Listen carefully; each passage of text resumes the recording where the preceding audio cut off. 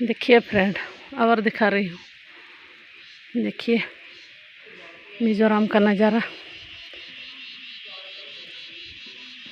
ये तो फील्ड है, मतलब फुटबॉल खेलते हैं यहाँ पर।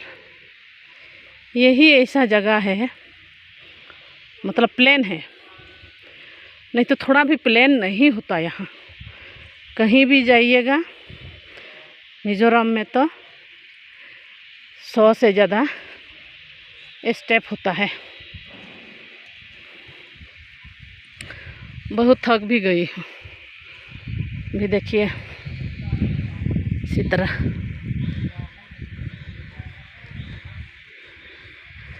देखिए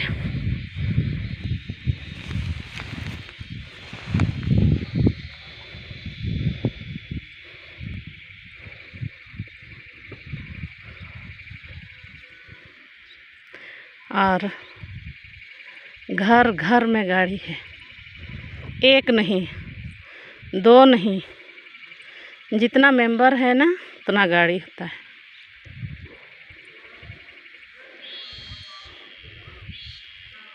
देखिएगा इधर, देखिए और एक बार दिखा रही हूँ। देखिए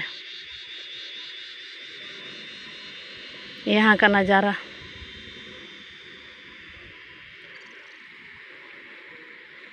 इसी तरह